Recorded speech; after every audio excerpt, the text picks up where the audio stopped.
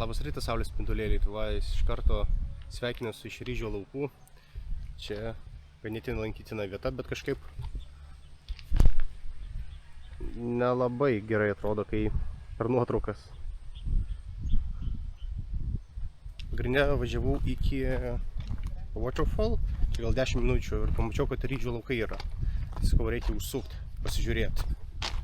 Va, čia gal biški geriau atrodo. Nes dabar irgi turbūt nežydi tie ryžiai, neužaugę labai. Toks vaizdas.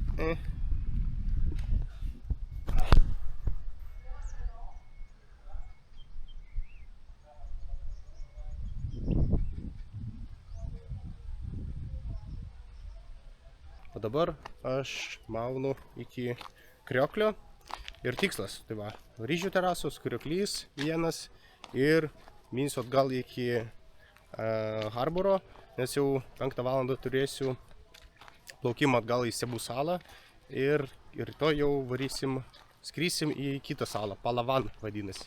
Ten, kur yra paplūdimiai, nardymai visokie ir panašiai. Daugiau bus aktyvaus užsiėmimo. Tai šiandien tokia laisvesnė, kaip sakoma, diena. Va čia drėkinimo sistema, kaip visas vanduo kaip ir bėga taip ir praeina.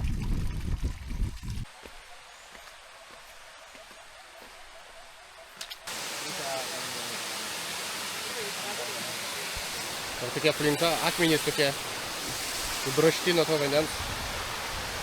Reikia įsimaudyti, bet vandenukas tai labai šaltas. Buvau įmirkęs kojas, tai nelabai.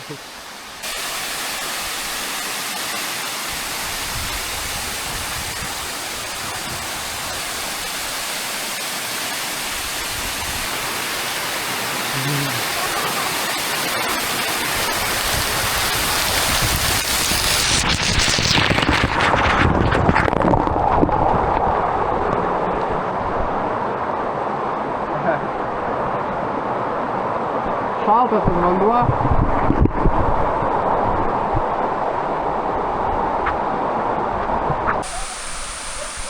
Vietiniai maudosi, tai Jėzus sakė, čia žiauriai šalta. Vasara gerai, bet dabar tai tas pat, kas mums žiemą turbūt maudyti. Ką aš dar varysiu pasimaudyti ir varysim dabar 2 valandas iki laivo ir plauksim atgal iki Sebų salos. Tai tikėtinai pasimatysim jau kitoj saloj. Tai kaip patys matėt prieš tai kadrė, kad vaikai subėgo ir ko jie ten norėjo. Jie norėjo, kad aš jiems ranką uždėčiau ant galvos ir aš juos palaiminčiau. Ir aš galvoju, kodėl jie čia taip nori? Galbūt 15 vaikų ten pribėgo, sako, palaimink mane. Aš galvoju, čia tiesiog prikolina kažką tai. O po to pasiskaičiau tai, kad jie prašo vyresnių žmonių, kad jie juos palaimintų, kad jiems sektųsi gyvenime, būtų visą laiką sveiki, kaip sakoma, visą laiką būtų gerai gyvenime. Tai labai iš tikrųjų keistai aš jaučiausi. Tai tiesiog subėgo, gal po 15 metų vaikams, 14 ir po to nuotraukų darėm, gal nežinau, 15 nuotraukų pasidarėm dar. Ir viena panelė sako, iš kur tu, iš Amerikos, nesakau, iš Europos. Iš Europos pradėjęs klikauti ten visi. Ir sako, aš tave susirasiu, kai užaugsiu Europai. Sakau, gerai. Tai žiauriai, taip įdomi iš tikrųjų. Tai palaiminau tos visus vaikus filipiniečių, tai man Azija labai patinka.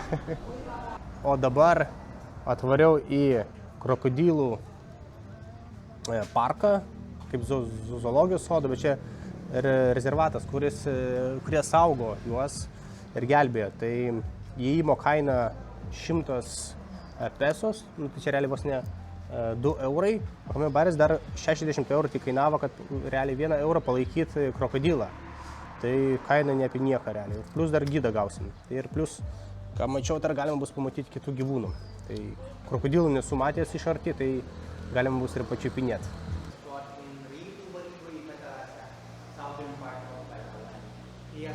Tikras krokodilas čia. 5 metrų. Šitam krokodilui buvo 60 metų ir jis mirė savo mirtim, o kodėl jo oda kabo, šiaip dažniausiai tai daro, kaip suprantat, batus ir panašiai, rankinės, striukės, o iš jo odos nieko nepadarė, nes per daug sausa oda ir per daug sena, tai neapsimoka. O čia, kaip ir papasakoti, čia jie gelbėjo tos visus krokodilus, tai tik konservatorija, bet jau taip vadinasi jie. Pasižiūrėsim, įdomu bus palaikyti mažiuką krokodiliuką. Tropical countries. But Čia matysim dar krokodilą, kuris yra 7 metrų ir sakė, kad iki 7 metrų jie užaugo tarp 60-300 metų. Jūs įsivaizduokit, 7 metrų blemai. Įdomu, kiek sveria. Tai 7 metrų krokodilas sveria apie 1 toną, pirmiausia. O dabar, kurį mes matysim čia, tai sveria 800 kg. Toks šių vienas, hap, ir viskas. Ir manęs nebeliktų.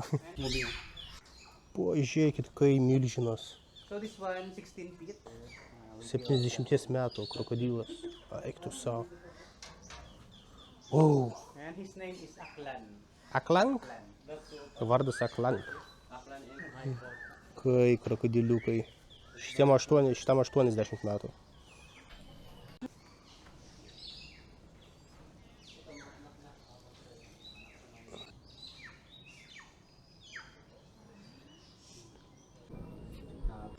25 years old.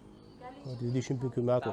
Ir sakė, iki va čia gali jis dašokti, kai yra daugiau vandens. Nu jo. O kokie pitonai.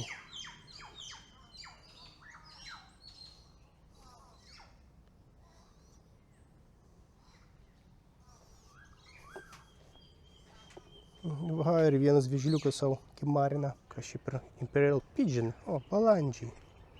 Kur čia tie balandžiai? Ai va, oi, nu savo kokie gražus. Tikrai, kad imperatorių balandžiai. O, kaip padarėlis čia. O, dar vienas kimarina ant stogo. Geras.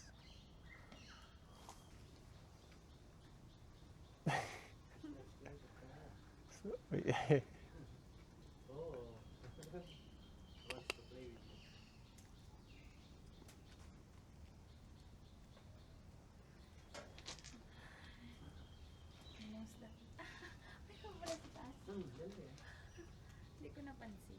Nagtulog. Tai kaip ir viskas. Varau dabar fotosesiją pasidaryti su krokodilais mažiukais. O, koks įdomus padariukas. Yes. Įdomi oda iš tikrųjų. Visai prikolas palaikyti tą krokodilą, bet šaltas toks, nes jie mėgsta šilumą. Tai kai dėžiais ten sėdi, tai nelabai jam turbūt ten gerai. O dabar varau link kito tikslo. Pakol kas neturiu, tai reikia pasiieškoti, ką galima gero nuveikti. Nes ir tai turiu tik kitą turą, tai pasižiūrėsim, ką dabar čia galima bus nuveikti įdomaus.